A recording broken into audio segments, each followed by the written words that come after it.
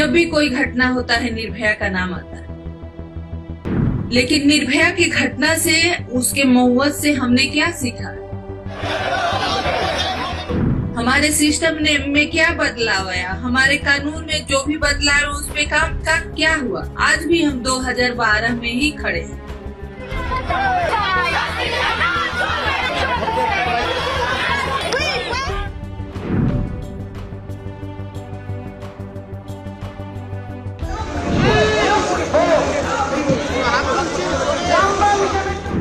जो मुख्यमंत्री हैं उनके अंदर स्वास्थ्य मंत्रालय है, उनके अंदर सारे उनके रूल हैं, पुलिस है। अब वो नहीं समझ आ रहा है कि वो किसके खिलाफ प्रदर्शन कर रहे हैं। हमारे सिस्टम ने में क्या बदलाव आया? हमारे कानून में जो भी बदलाव उस पे काम का क्या हुआ? आज भी हम 2012 में ही खड़े हैं। सबसे पहले तो मैं ये अपने तरफ से ये कहना चाहूंगी कि जो बच्ची के साथ घटना हुई है, उसके साथ जो दरिंदगी हुई है, जो भी मुजरिम उसमें शामिल है, एक है या एक से ज्यादा है, उनको जल्द से जल्द पकड़ा जाए, जल्द से जल्द उनको सजा मिले।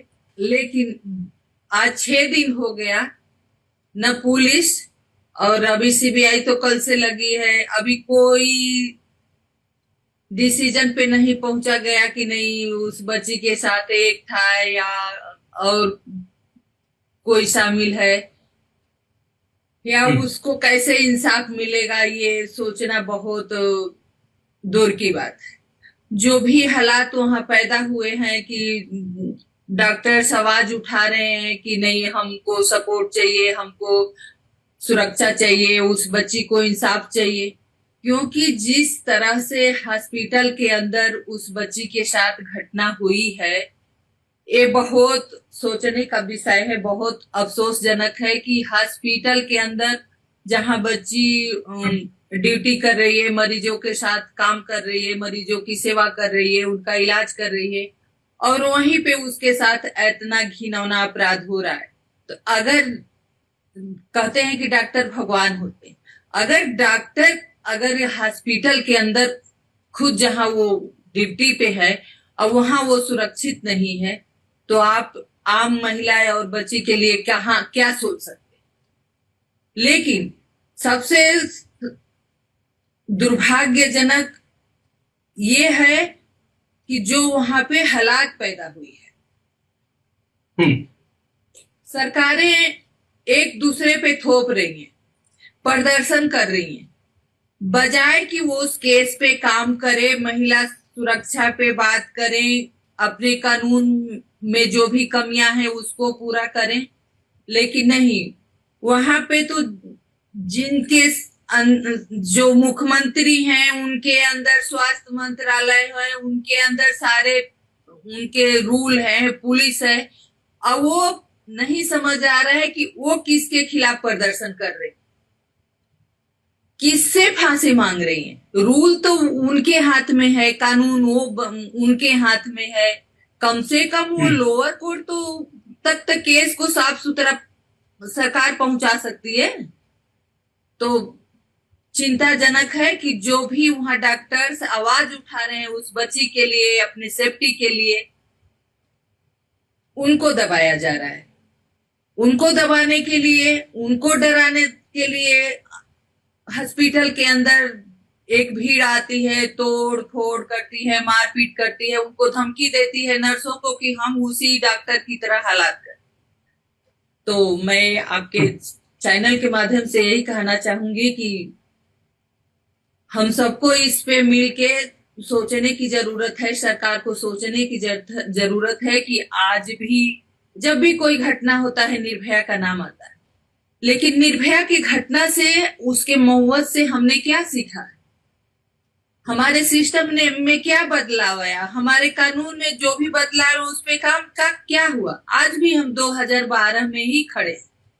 तो हम यही चाहते हैं कि जो भी हमारे देश के डॉक्टर्स बाहर रोड पे हैं उनको इंसाफ मिले, उस बच्ची को इंसाफ मिले, उस माँ बाप को इंसाफ मिले, क्योंकि ये घिनौना जो अपराध हुआ है, जो उनके माँ बाप के बयान आ रहे हैं, टीवी पे देख रहे हैं कि पोस्टमार्टम रिपोर्ट कुछ और कह रही है। जिस तरह से बच्ची के साथ बर्बरता हुई है, तो कहीं ना कहीं लग रहा है कि हम लोगों के नजरे से कुछ छिपा हुआ है, वो बाहर आना चाहिए।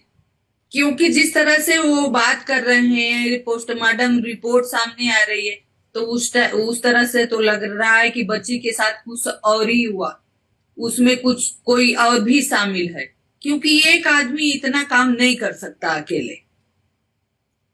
तो हम यही चाहेंगे कि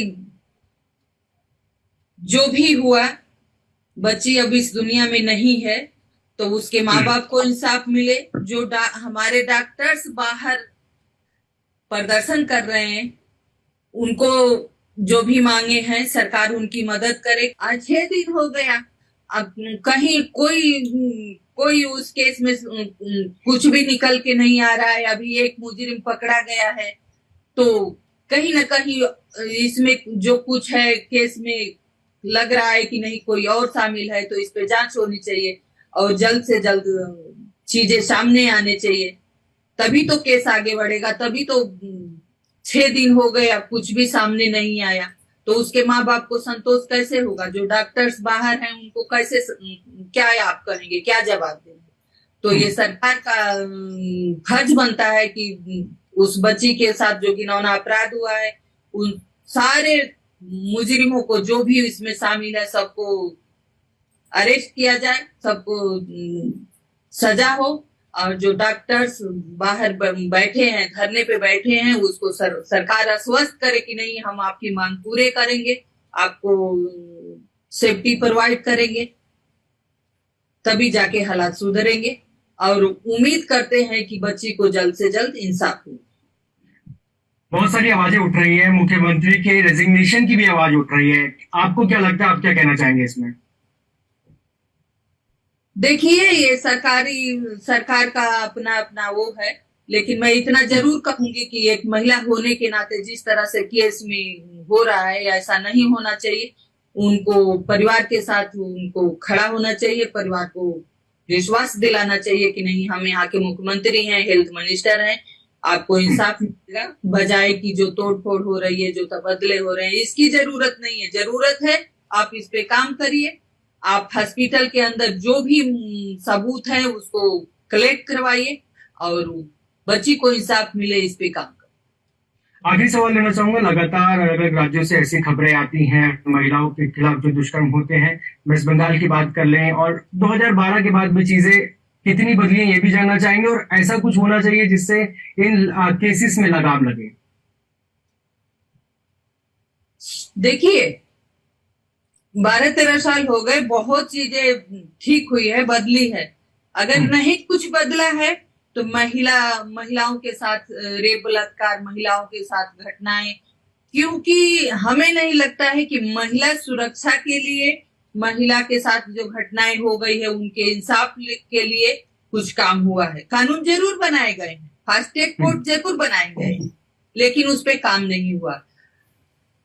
2020 में निर्भया के मुजरिमों को सजा हुई थी, उसके पहले भी उसके बाद भी इतने सारे केस हुए हैं। बच्चियों को 35 टुकड़ों में काट दिया गया, बच्चियों को घसीट दिया गया, किसको इंसाफ? घटनाएं रोज हो रही हैं।